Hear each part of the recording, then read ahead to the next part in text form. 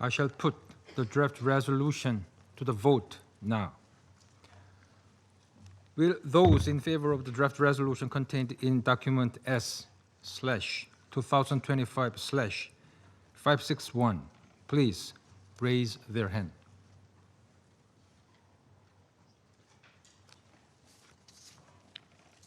Those against?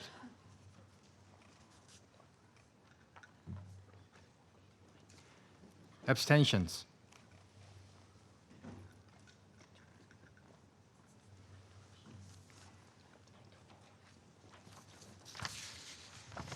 The result of the voting is as follows: 4 votes in favor, 9 votes against, 2 abstentions. The draft resolution has not been adopted, having failed to obtain the required number of votes. 中方支持继续解除安理会对伊制裁措施，对决议草案投了赞成票。同时，我要强调，中方坚决反对有关国家强推安理会启动快速恢复制裁机制，认为这种做法将严重损害政治外交解决伊核问题的努力。主席，造成当前伊朗核问题困局的根源是美国单方面退出全面协议，破坏全面协议的正常执行，恢复并不断升级对伊单边制裁，采取极限施压措施，致使伊无法享有协议赋予的经济红利，被迫减少履行协议义务。美国还置自身信誉于不顾，悍然对伊核设施发动军事打击，破坏由其自身发起的谈判进程。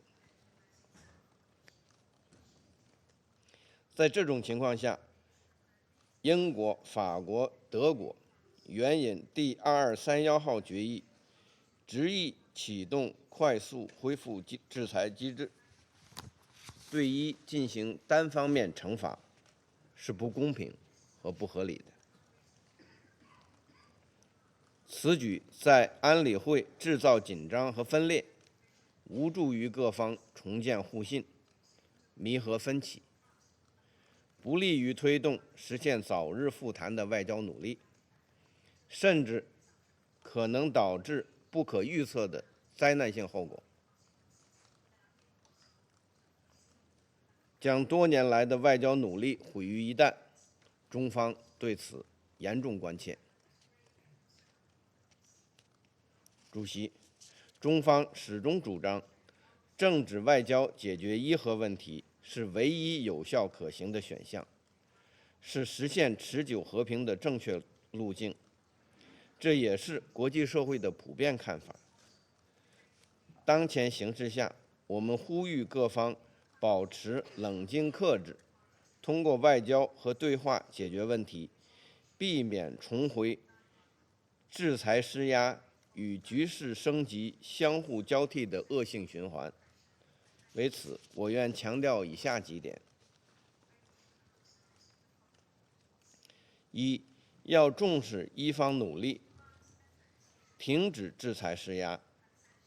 一段时间以来，伊朗反复重申自身核计划的和平性质，强调无意发展核武器，克服遭受以色列和美国军事打击带来的重重困难，恢复同国际原子能机构的合作。伊方还多次释放愿与美方复谈的积极信号。欧三应客观看待伊方上述积极举措，立即撤回启动快速恢复制裁机制的通知。二，要坚持对话谈判，摒弃武力威胁。武力不是解决国际争端的正确方式，也解决不了伊核问题。美方应反思退出全面协议、军事打击伊核设施带来的破坏性影响，积极回应伊方复谈诉求，承诺不再动武，尽快无条件重启与伊对话谈判，在谈判中解决分歧和各自关切。3. 要着眼政治解决，塑造有利条件。安理会应发挥建设性作用，协助有关各方建立信任、弥合分歧，推动政治解决进程，谈判新的协议。中国同俄罗斯一道散发关于第2231号决议技术性延期的决议草案，旨在为外交努力争取时间，为政治解决创造条件，防止形势破局，陷入不可挽回的境地。这份草案还在桌面上，希望各方积极考虑。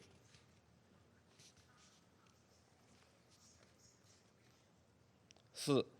要秉持客观公正，妥善解决分歧。